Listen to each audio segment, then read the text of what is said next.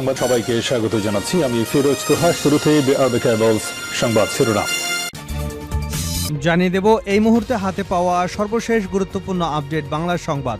শুরুতেই থাকছে জনগণই ঠিক করবে আগামীতে কারা সরকার গঠন করবে, এমনটাই বলেছেন বিএনপির ভারপ্রাপ্ত চেয়ারম্যান তারেক রহমান। তিনি বলেন, স্বৈরাচারের পতন গণতন্ত্রকামী জনগণের দীর্ঘ আন্দোলনের বিজয়।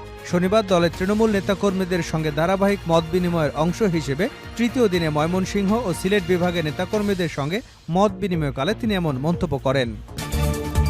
এবারে জানাবো ভারতের সমালোচনা করে যা বলেন উপদেষ্টা এম সাখাওয়াত হোসেন। ভারত পানি ছেড়ে দেবার আগে বাংলাদেশকে সতর্ক করলে ক্ষতির পরিমাণ কম হতো বলে মন্তব্য করেছেন বস্ত্র ও পাট উপদেষ্টা ব্রিগেডিয়ার জেনারেল অবসরপ্রাপ্ত এম সাখাওয়াত হোসেন। জানাবো ১৯৭১-এর আকাঙ্ক্ষাকে পাশ কাটালে তা আত্মঘাতী হবে, এমন মন্তব্য করেছেন অন্তর্বর্তী সরকারের প্রধান উপদেষ্টার বিশেষ সহকারী মাহফুজ আলম। তিনি বলেন, সংবিধান পুনর্লিখন করতে হলে তা ১৯৭১-এর মানুষের আকাঙ্ক্ষার ধারাবাহিক হতে হবে। বৈষম্য বিরোধী ছাত্র আন্দোলনে লিয়াজো কমিটির সাবেক এই সমন্বয়ক মাহফুজ আলম বলেন, অনেকেই আছেন যারা ১৯৭১-এর আকাঙ্ক্ষাকে পাশ কাটিয়ে যেতে চাইছেন, সেটা করা যাবে না। ১৯৭১-কে পাশ কাটিয়ে এগোতে চাইলে তা আত্মঘাতী হবে। তিনি বলেন, ১৯৭১ সালে মানুষের আকাঙ্ক্ষার সঙ্গে এখনকার মানুষের আকাঙ্ক্ষাকে যুক্ত করতে হবে। এটা শুধু রাজনৈতিক দলের বিষয় নয়, সমাজের বিভিন্ন শ্রেণীর মানুষের কথা শুনতে হবে। এবারে থাকছে এসআলমের গাড়ি সরাতে সহায়তা করায় বিএনপির ৩ নেতাকে শোকজ। এসআলম গ্রুপের কর্ণধার সাইফুল আলমের ১৪টি বিলাসবহুল গাড়ি সরাতে সহায়তা করার অভিযোগ উঠেছে বিএনপির ৩ নেতার বিরুদ্ধে। এ ঘটনার ভিডিও সামাজিক যোগাযোগ মাধ্যমে ছড়িয়ে পড়ার পর দলের ৩ নেতাকে শোকজ করেছে বিএনপি। কারণ দর্শানো নোটিশ পাওয়া ৩ নেতা হলেন চট্টগ্রাম দক্ষিণ জেলার আহ্বায়ক আবু সুফিয়ান, যুগ্ম আহ্বায়ক এনামুল হক এনাম এবং কর্ণফুলী থানা বিএনপির আহ্বায়ক এস এম মামুন মিয়া। এদিকে জাতীয় নির্বাচন আয়োজনে অন্তর্বর্তী সরকার অযৌক্তিক সময় নষ্ট করবে না বলে জানিয়েছেন প্রধান উপদেষ্টা ডক্টর মোহাম্মদ ইউনূস। শনিবার বিকেলে রাষ্ট্রীয় অতিথি ভবন যমুনায় বিভিন্ন ইসলামী দলের প্রতিনিধিদের সঙ্গে আলাপকালে একথা বলেন তিনি। বৈঠক শেষে ইসলামী দলগুলোর প্রতিনিধিরা সংবাদ মাধ্যমকে এ তথ্য জানান।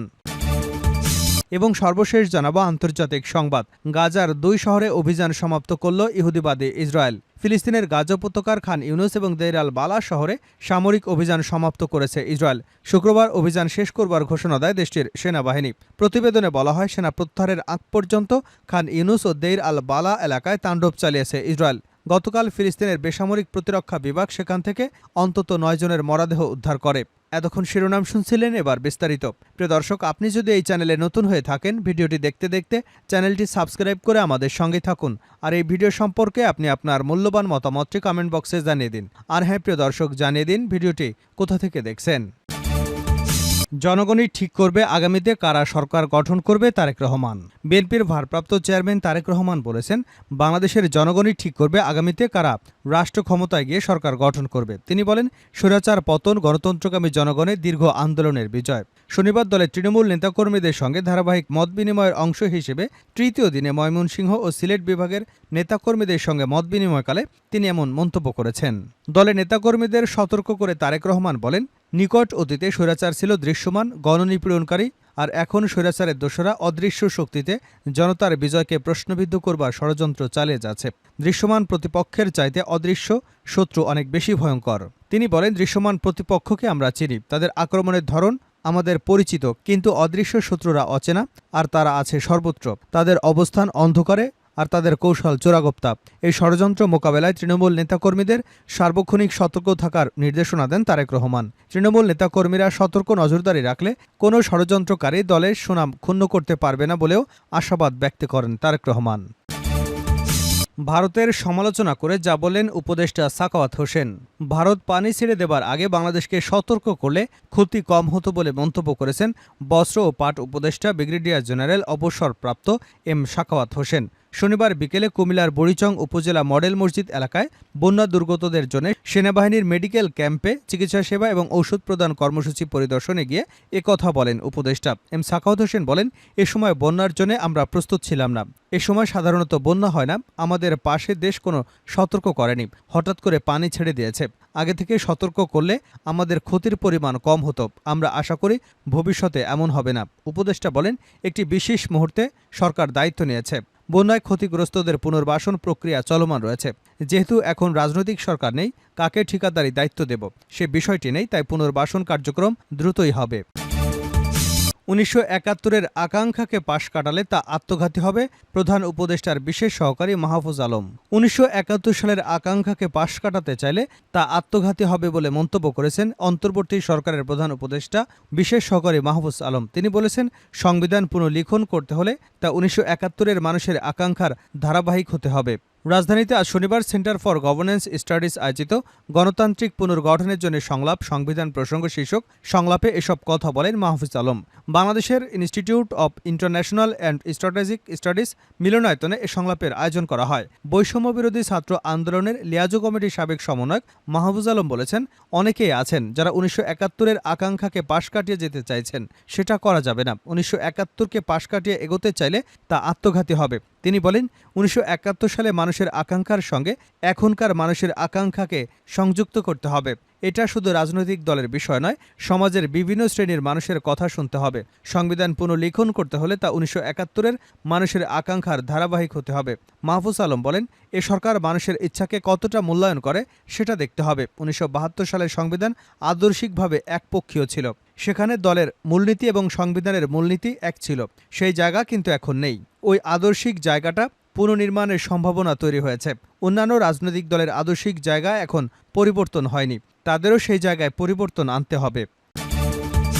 এসালমের গাড়ি সরাতে সহায়তা করায় বিএনপির 3 নেতাকে শোকজ।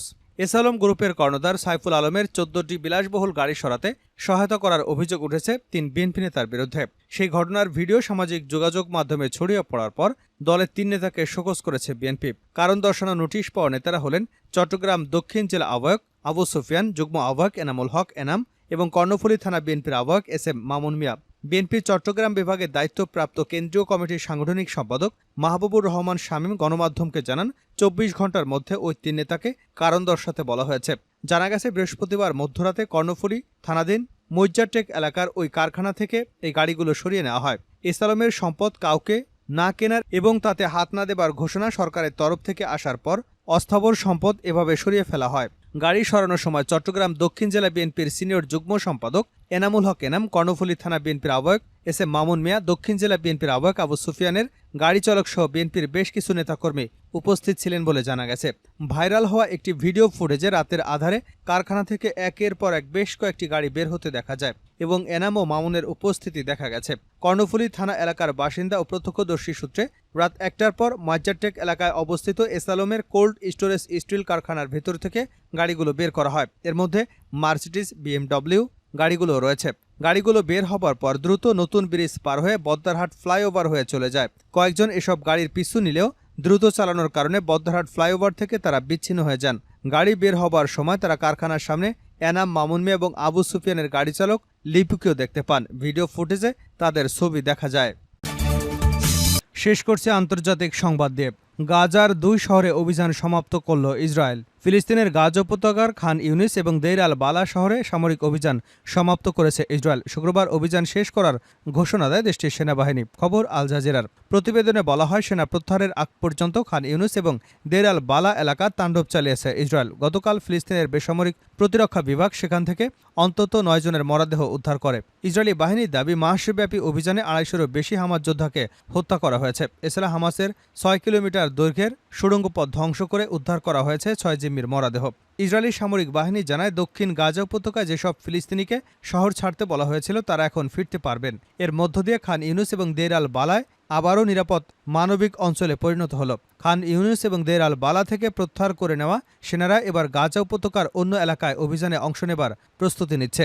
গাজার স্বাস্থ্য মন্ত্রণালয় তথ্য মতে গাজায় গত 10 মাস ধরে চলমান যুদ্ধে 40,000-এরও বেশি মানুষ নিহত হয়েছেন। আহত হয়েছেন 98,000-এরও বেশি মানুষ। তবে এর মধ্যে কতজন বেসামরিক মানুষ আর কতজন যোদ্ধা তা নিশ্চিত হওয়া যায়নি।